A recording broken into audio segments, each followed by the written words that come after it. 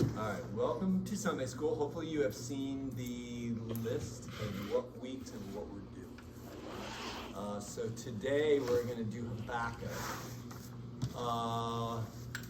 which seems to be like a rarely read book, but it's a great one. It's like really good, but it's again, kind of like remember we said Jonah was different, because Jonah was a story about a prophet, and there was very little prophecy. This one, similarly, there really isn't prophetic words to the people. It's a dialogue, for the most part, back and forth between the prophet and God. And they kind of have that, which makes it kind of an interesting book. So let's follow our normal pattern. I'll show you a quick video about Habakkuk, and then it's short, so we're going to read the whole thing and kind of talk about it. That's a good word to spell. Habakkuk. There was one that sounded familiar, it was Balaam. Balaam? B-A-L-U-M, I think, but it was something that we've heard in Yeah. class. Oh.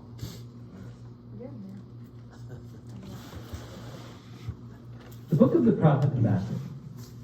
He lived during the final decades of Israel's southern kingdom, and it was a time of injustice and idolatry.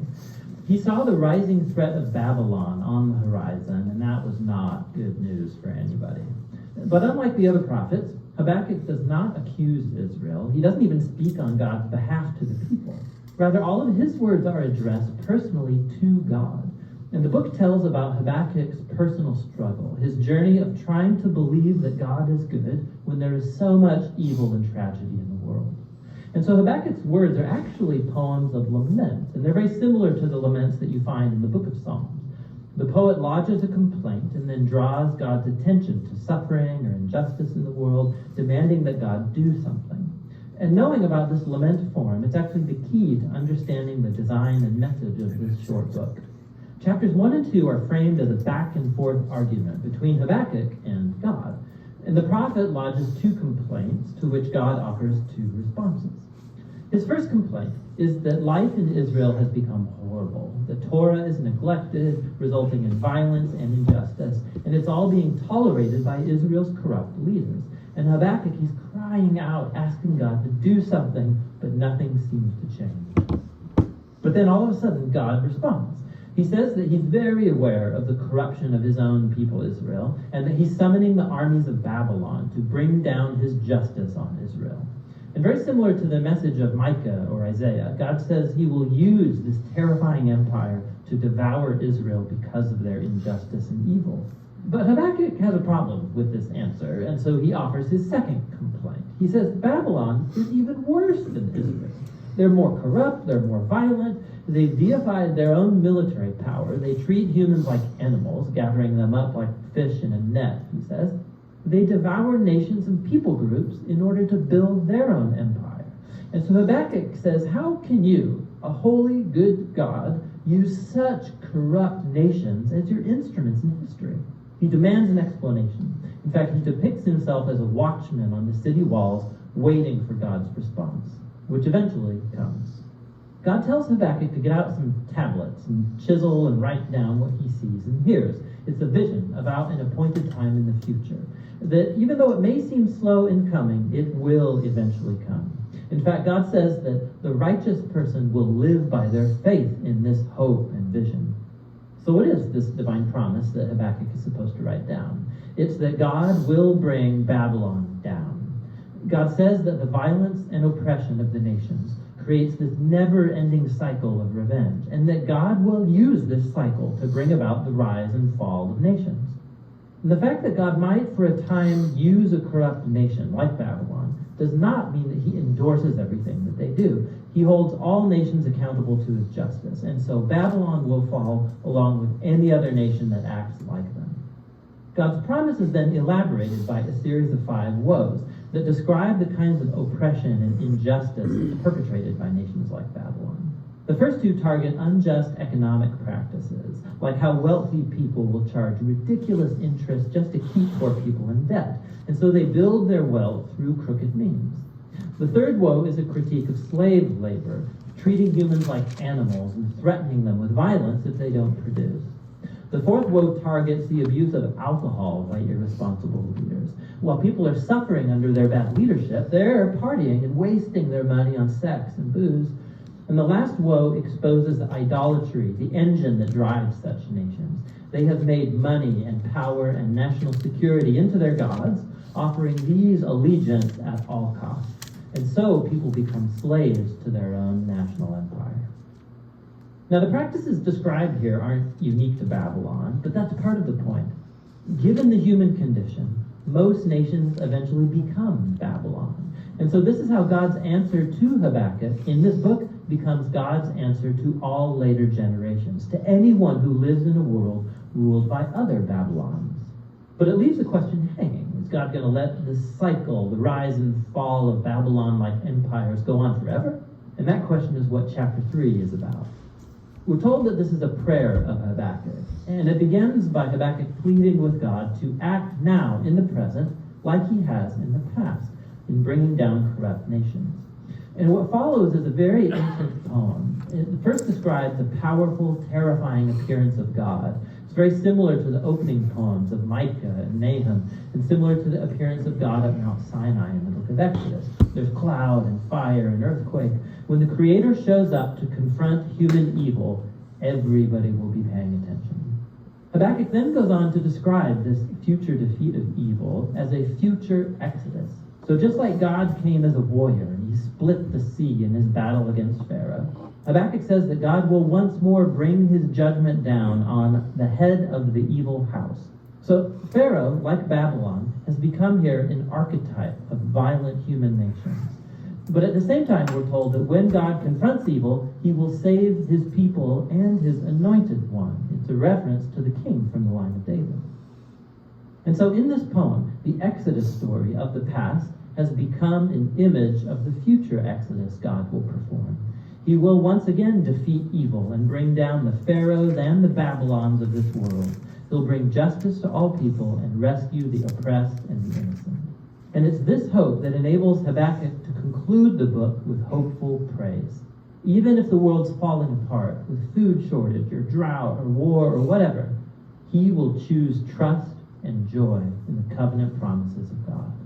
And so Habakkuk, by the end of this book, becomes a shining example of how the righteous live by faith.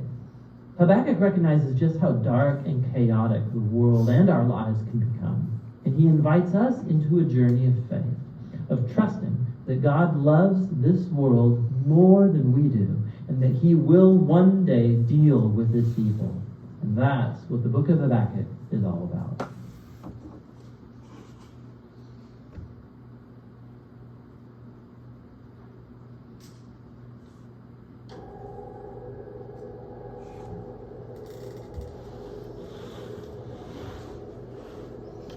So that's a good overview.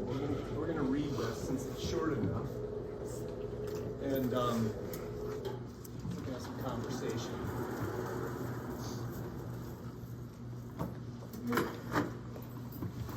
All right, you ready? Habakkuk, by the way, he's living, we don't know for certain because he doesn't give those typical announcements about who's reigning during, which period, but based on what he's seeing, the Babylonians first roll into town in 598 is the first wave of them, and then they destroy Jerusalem in 586. So most people think it's like late 7th century, maybe 610, maybe right after Josiah dies, 609. But it's in that period, and his name, he's not really mentioned anywhere else in the Bible. The rabbis do a lot with him. In the apocryphal book Bel and the Dragon, he's in that story, and he like mystically travels to Daniel in the lion's den and some rabbinic stuff and brings him food. Like, so he has some role in the rabbinic stuff, but in the Bible, he's not like one of those prophets that kings or anyone refers to. And the word Habakkuk, nobody knows what that comes from either. It's either, it could be a derivation from the Hebrew word to embrace, or there's some Akkadian plant that's spelled like this, and so who knows. So, yeah, maybe he's named his mom liked horticulture. All right, so here he is speaking directly to God. O Lord, how long shall I cry for help and you will not listen? Or cry to you violence and you will not save? Why do you make me see wrongdoing and look at trouble? Destruction and violence are before me. Strife and contention arise. So the law becomes slack and justice never prevails. The wicked surround the righteous. Therefore judgment comes forth perverted. So he's basically the prophet saying, look, I'm railing against all this stuff, but are you ever going to do anything about it? Because you're making me look bad, right? I'm saying, hey, the Lord will punish, get right. He's like, I keep saying it and nothing ever happens.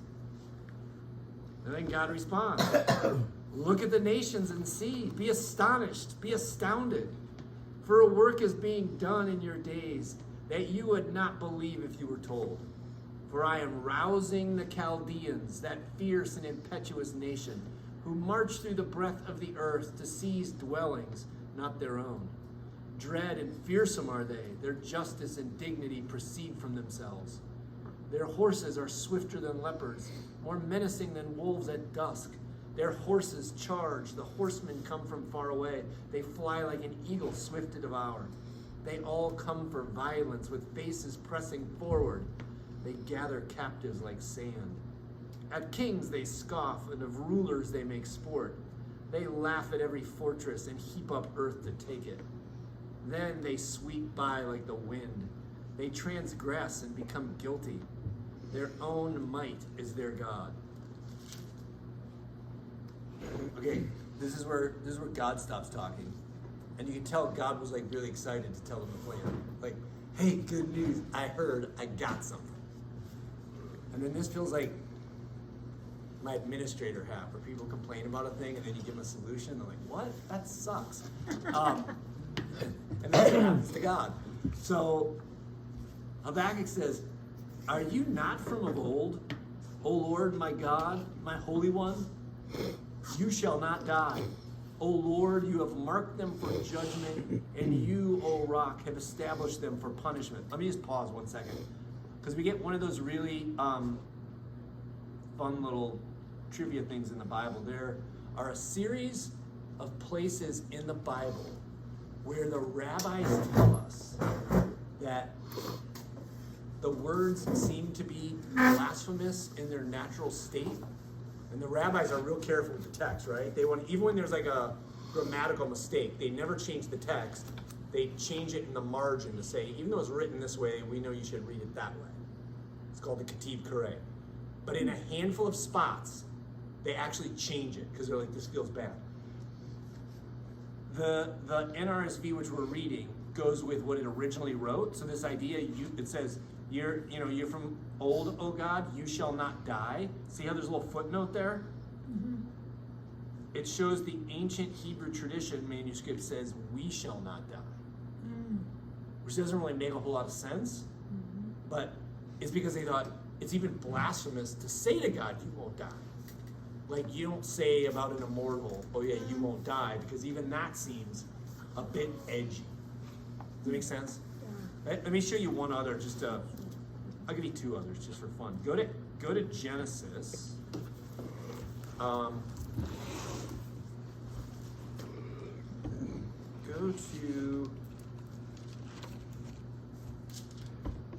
to Genesis 18.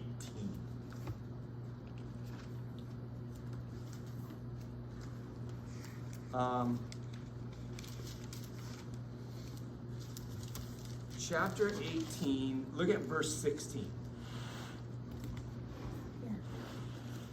It's when the three beings like stop and visit Abraham and Sarah, and then they're going to go down and check on Sodom and Gomorrah, and then we realize the one is actually God. Remember that kind of strange passage? The men set out from there, and they looked toward Sodom, and Abraham went with them to set them on their way. The Lord said, shall I hide from Abraham what I'm about to do, seeing that Abraham shall become a great and mighty nation?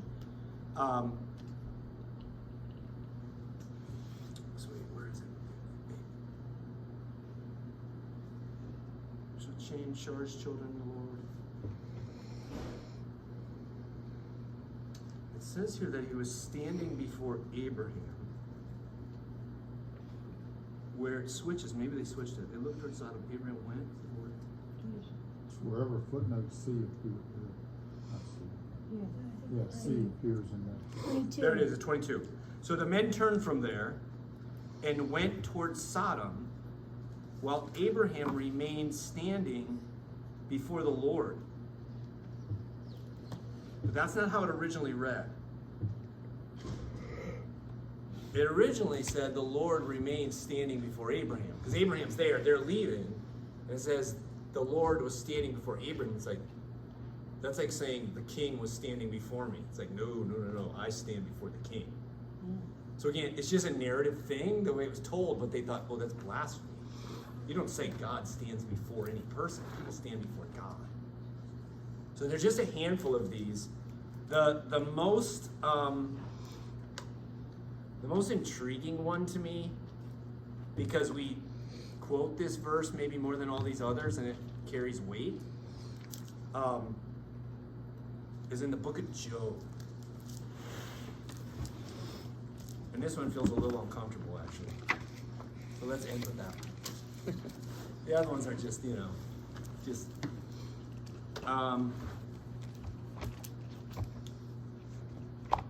this is where Job starts going off on God.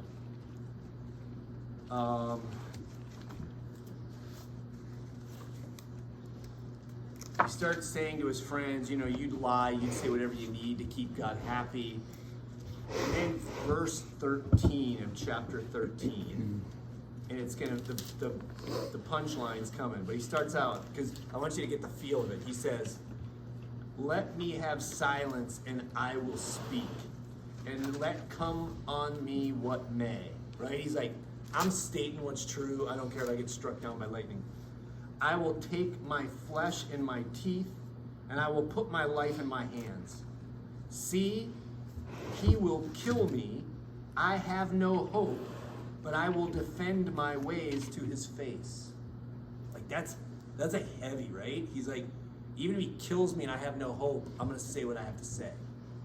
To the rabbis, it's like, oh, that feels a little much, right? Like we know Job is like railing, but it's like that goes too far. Say he has no hope if he, And so look at the footnote.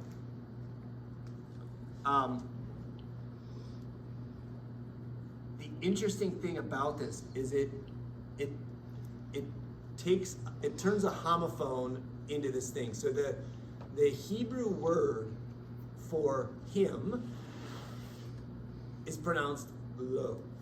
The Hebrew word not is pronounced lo. Like you can't hear the difference. But they're spelled differently. What says I have no hope, same word for trust, can also, instead of being not, can become for or toward him. So you maybe, if you ever got a Sunday school memory verse and you got a verse to quote in Job, this was the one. Because the way we grew up saying it, and if you read your King James Bible, it was, though he slay me, yet will I trust him. Because instead of saying I have no hope, it says I will have hope in him. So they turned it into what comes off as maybe the most blasphemous thing that gets said by a person to God in the Bible. They turned it into something we made a good memory verse. Though he slay me, yet will I trust him. But if you read the context, that's the exact opposite of what he's saying. He's not trusting. He's saying you did this all wrong. So some of these are kind of like significant. This one here in Habakkuk, nobody's losing sleep. He doesn't say you shall die. He says you shall not die. But even having you and die in the same sentence related to God, they thought it was too much. But anyway. So he says, you shall not die, O Lord. You have marked them for judgment, and you, O rock, have established them for punishment. Your eyes are too pure to behold evil, and you cannot look on wrongdoing. Why do you look on the treacherous and are silent when the wicked swallow those more righteous than they? You have made people like the fish of the sea, like crawling things that have no ruler. The enemy brings all of them up with a hook. He drags them out with his net. He gathers them in his seine. So he rejoices and exults. Therefore he sacrifices to his net and makes offerings to his seine. For by them his portion is lavish and his food is rich. Is he then to keep on emptying his net and destroying nations without mercy? He says, look, this guy's like a fisherman just ripping people out of the sea and destroying them. And this is the guy that you're going to make to punish us? You should punish anybody. You should punish that guy first. All right? So God thought he had a good plan. And Habakkuk says, not so fast. I don't really like it. And then Habakkuk continues. I will stand at my watchpost and station myself on the rampart. I will keep watch to see what he will say to me and what he will answer concerning my complaint. Because he knows he kind of unloaded. Now he's like, I'm like the guy on the wall waiting for the message. Then the Lord answered me and said, write the vision, make it plain on tablets so that a runner may read it. Right? He doesn't want some secret message. Put it on a billboard. For there is still a vision for the appointed time. It speaks of the end and does not lie. If it seems to tarry, wait for it. It will surely come. It will not delay. Look at the proud. Their spirit is not right in them, but the righteous live by their faith. Moreover, wealth is treacherous. The arrogant do not endure. They open their throats wide as Sheol, like death. They never have enough. They gather all nations for themselves and collect all peoples as their own. So he's not debating that the Chaldeans are a great lot. But he's like, just watch and wait for the end. Shall not everyone taunt such people and with mocking riddles say about them? And here comes this long poem. As for you who heap up what is not your own, how long will you load yourselves with goods taken in pledge? Will not your own creditors suddenly rise, and those who make you tremble wake up? Then you shall be booty for them. So he's saying the people who oppress, that'll happen to you. Because you have plundered many nations, all that survive of the peoples shall plunder you. Because of human bloodshed and violence to the earth, no cities and all who live in them. Alas for you who get evil gain for your houses, setting your nest on high to be safe from the reach of harm. You have devised shame for your house by cutting off many peoples. You have forfeited your life. The very stones will cry out from the wall, and the plaster will respond from the woodwork. Alas for you who build a town by bloodshed and found a city on iniquity. Is it not from the Lord of hosts that people labor only to feed the flames and nations weary themselves for nothing? But the earth will be filled with the knowledge of the glory of the Lord as the waters cover the sea. Alas for you who make your neighbors drink, pouring out your wrath until they are drunk, in order to gaze on their nakedness. You will be sated with contempt instead of glory. Drink, you yourselves, and stagger. The cup in the Lord's right hand shall come around to you, and shame will come upon your glory. Let me just pause here. I think our Bible Project friend misses the point on this passage where he thinks this is about their leaders are getting drunk. This is playing on that metaphor of the outsiders coming and making them drink, like in Revelation has the same language, right? The Battle Hymn of the Republic language, right? The vineyard where the wine is both the thing that makes drunk, makes joyful, it's blood, it's all mixed together. I think that's what we have going on here. So this having your neighbors drink, pouring out your wrath, is you're coming in and you're wiping them out to gaze on their nakedness. He's taking the metaphor of what might happen in like a party scene to say, this is how they're coming and abusing other nations. And he's like, get ready because the same will happen to you. All right, verse 18. What use is an idol once its maker has shaped it? A cast image, a teacher of lies. For its maker trusts in what has been made, though the product is only an idol that cannot speak. Alas for you who say to the wood, wake up, to silent stone. Rouse yourself. Can it teach? See, it is gold and silver plated, and there is no breath in it at all. But the Lord is in his holy temple. Let all the earth keep silence before him. So it's got this back and forth between the idols can't speak, but in front of the Lord, everyone's quiet, right? So some scholars have argued that, okay, that's the book and that's how it ends, and that chapter 3 is a tag on, because it's very different. But I'm going to read us 3, and I think 3 is the perfect response that fits beautifully with what's being said. Because in the book, you have call for judgment, and then you have God promising to bring judgment.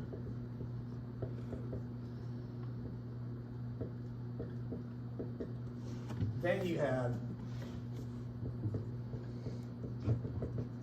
question on the method of the judgment. And then you have the Lord's response to say, basically,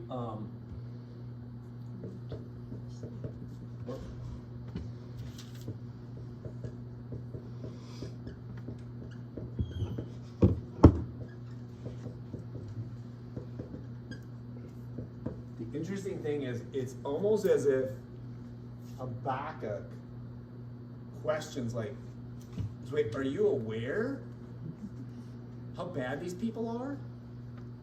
And then the whole next chapter, God basically lays out like, oh yeah, I know exactly how bad they are, but they'll get theirs in the end.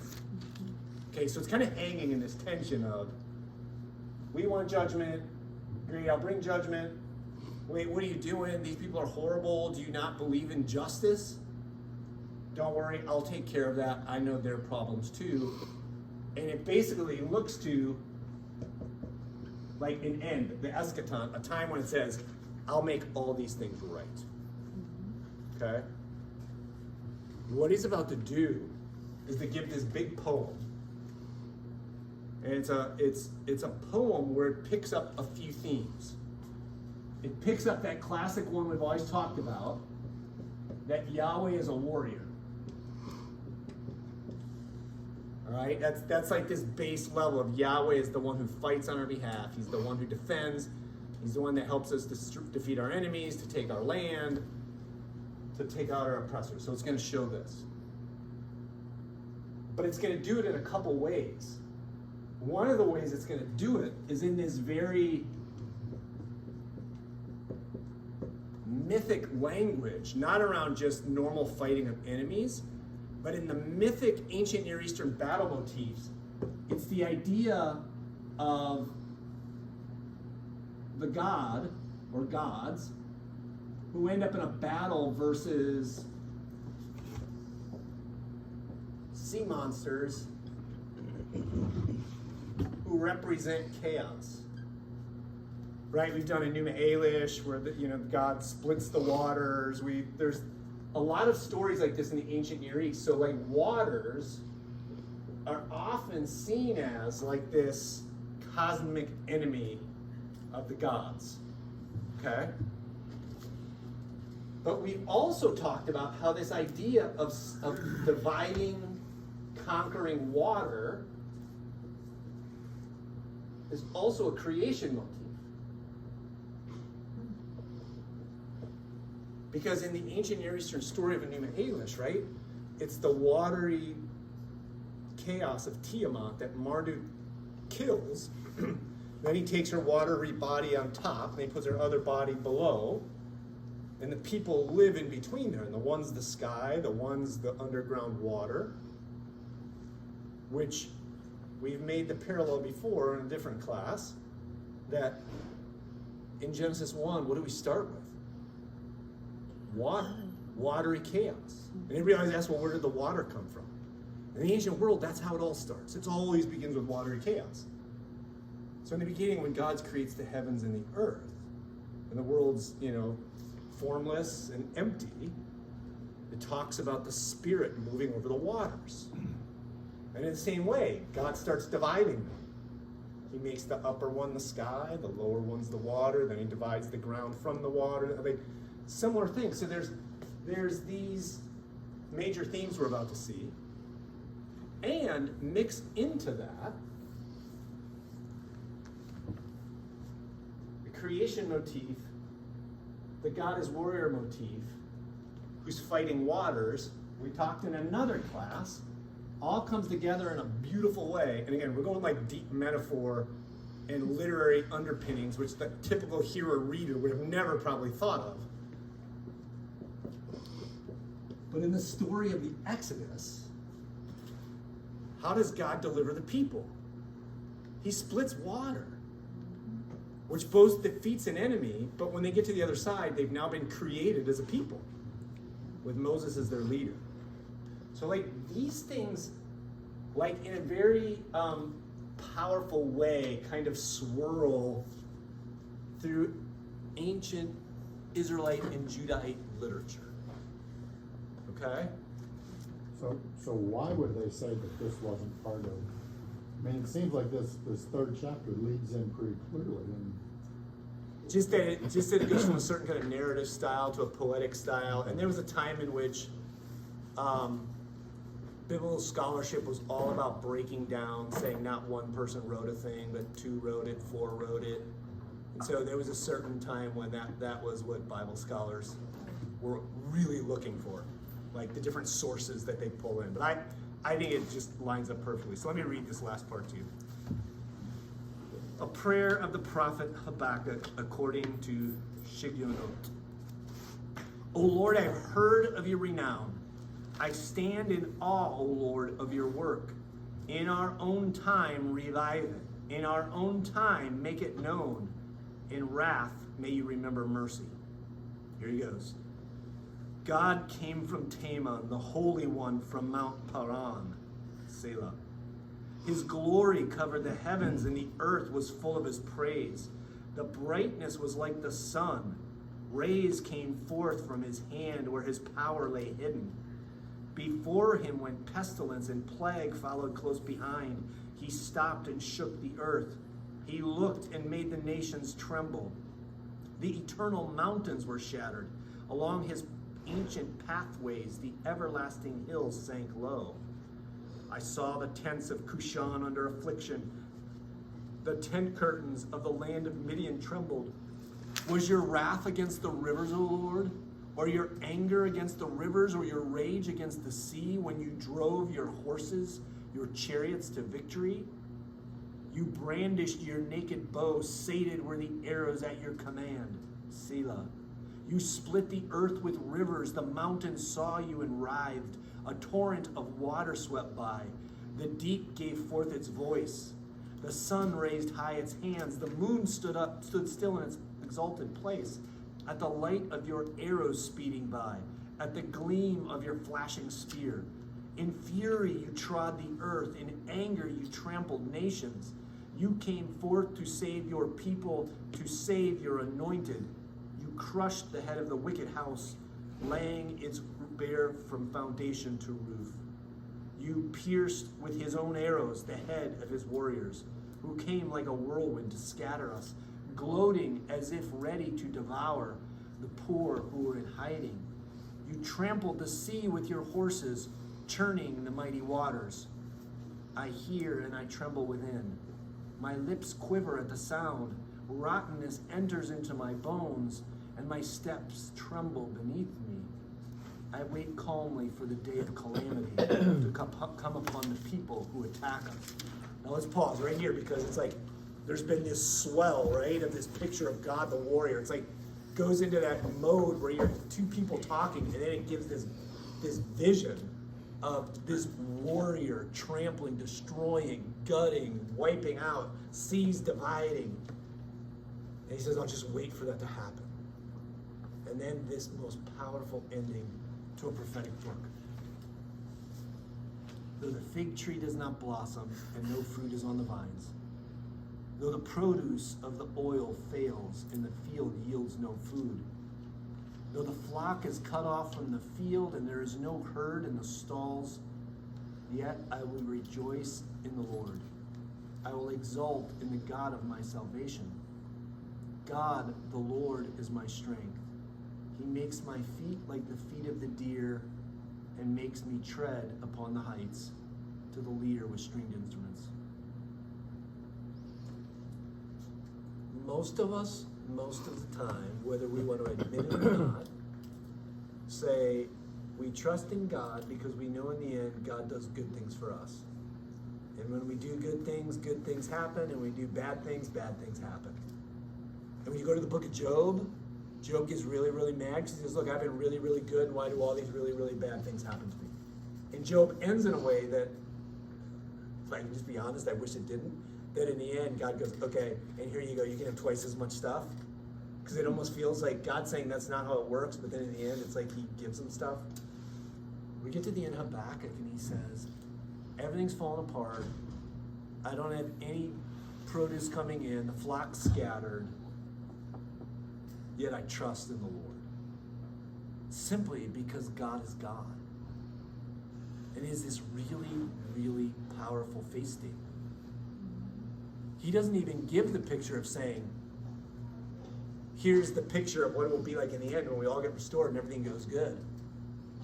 It basically is, I trust in the end you're going to destroy the bad guys, and I trust in the end that you're going to do justice and judgment where it's needed, and I trust in the end it's yours.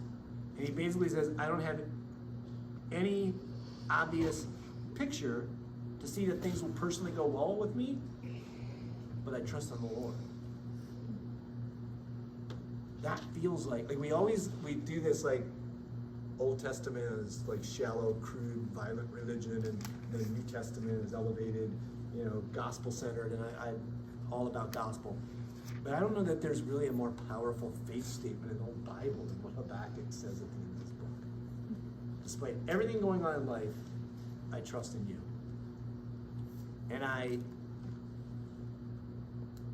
thought about this passage specifically this past spring, like watching news and seeing people in Ukraine, right? Or seeing people in places where they don't have this sense like, we'll just hold on because the troops will be there in a minute and everything's going to be A-okay.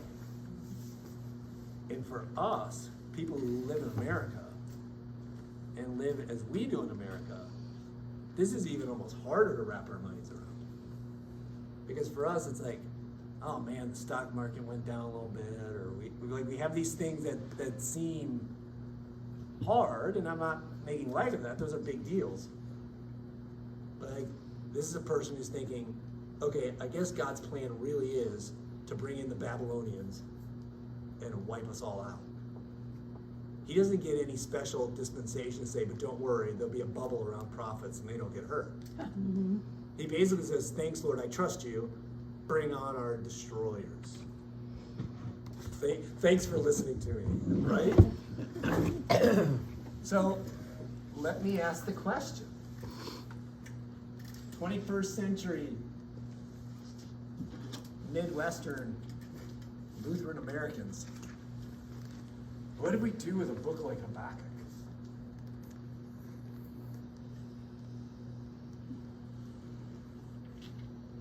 The story of it feels far away, I think. I don't know if anybody's calling down judgment that we should get destroyed. Maybe you are, I don't know. I complain about people, but I don't think we should get wiped out. Well, one thing from the back and forth, so I'm trying to reconstruct that here, that we can take today, I think, is that just from the back and forth part, that no matter how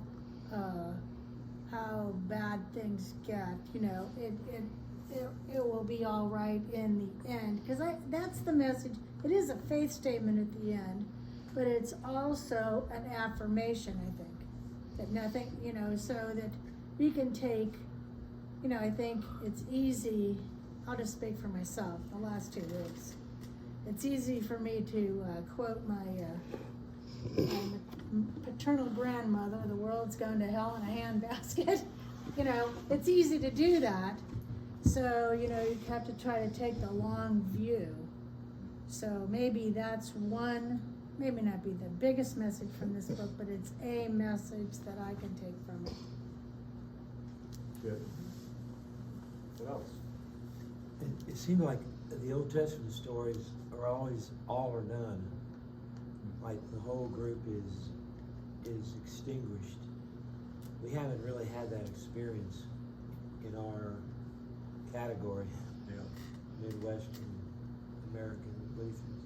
Right. So we have setbacks, we have problems, and I think it's easier for us to say what Natalie just said. It'll all turn out in the end because it's been our experience, either personally or corporately as a country. Yeah, it's interesting. So, one of my favorite little books, Reading the Bible for All It's Worth.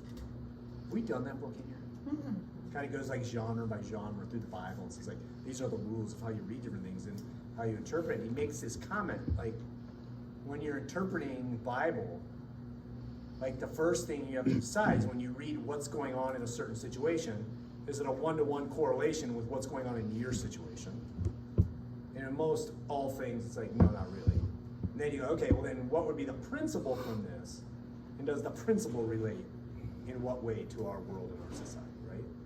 And if you think about it, if you're an ancient Israelite or Judahite, the very context of reading scripture as a person who lives in a superpower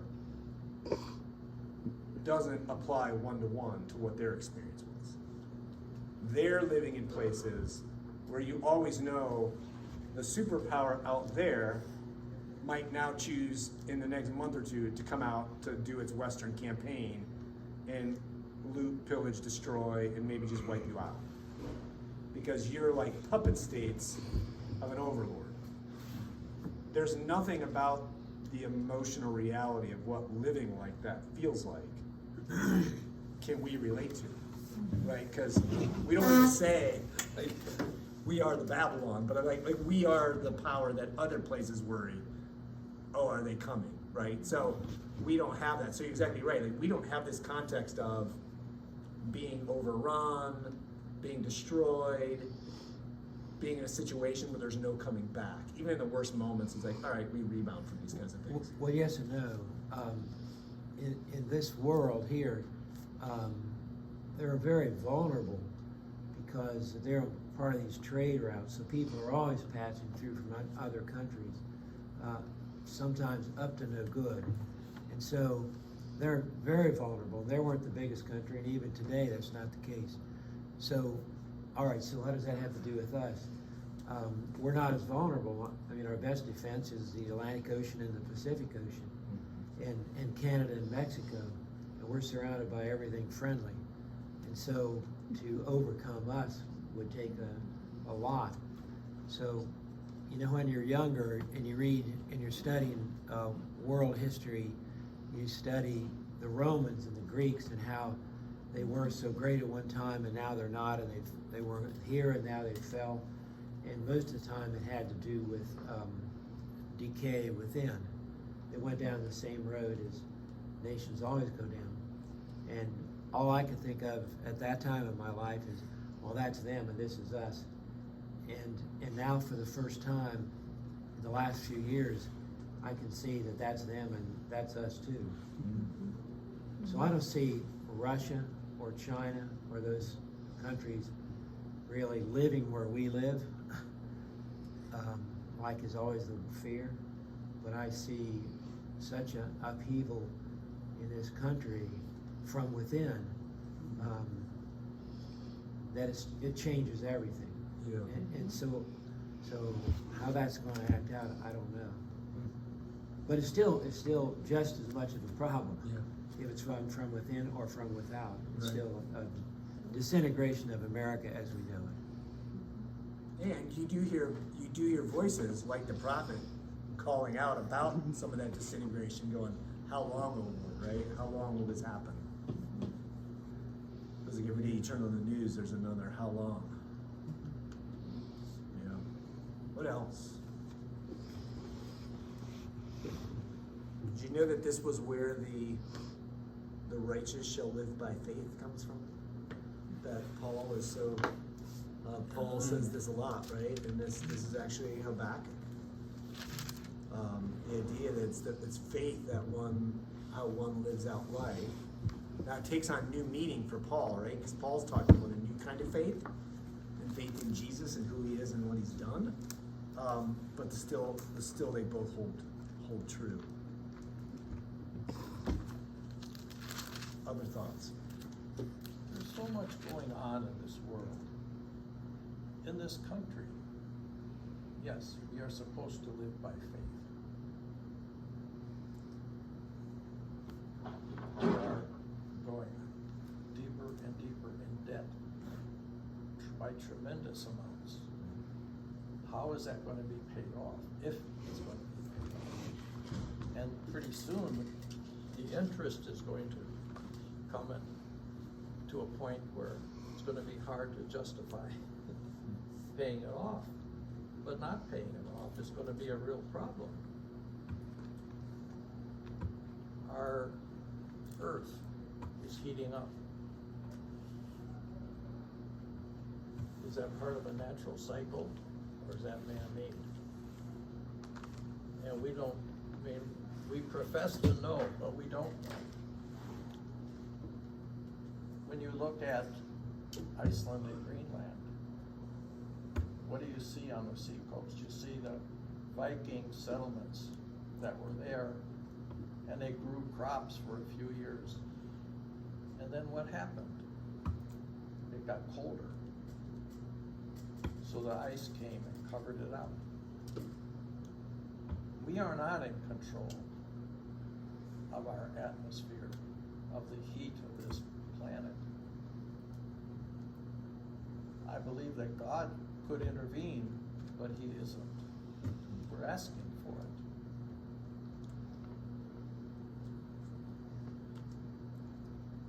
You and me, we will probably never know where this goes.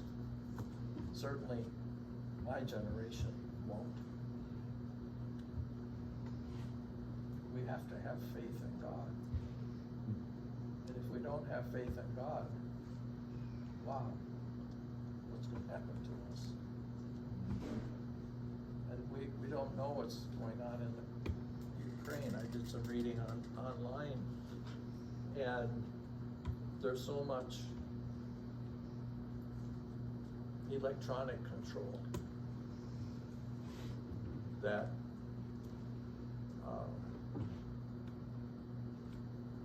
United States, Russia, Ukraine, other countries are trying to do things.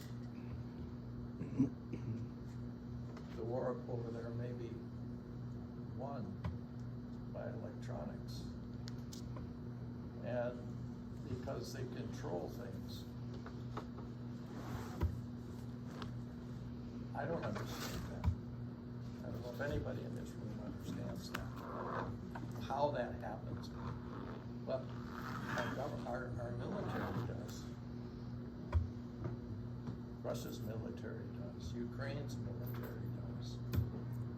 Turkey's and other, many other countries. I'm sure that China does. We don't think much about China, but we should be. China could, in my view, run over Formosa, Taiwan in a couple of days. All it would take would be dropping in paratroopers to take out this, that, and the other thing, and then bring in all the troops. They're in precarious times. We live in trying times. The price of gasoline is going up. Will it ever come down? Anything else about the prophet for today? We don't have prophets today. I don't know about that. Well, I understand that I too. don't either. I was supposed to say that on your iPad your battery's low. It's at like 10%. So, All right, we're about Probably ready wrap for it up church. quickly. Let me close in prayer. God, we thank you for your word. We thank you for the way that you continue to speak to us. God, in spite of our differences from millennia ago, we also realize in our own struggling and trying times that we too need to live by faith. God, help us not to measure who you are and what your power is and how you love us by what we see happening around us. Help us know that you are always in control, even when things look like they are spinning out of control. Help us walk and live by faith. Be with us this day, we pray in Christ's name. Amen. Amen.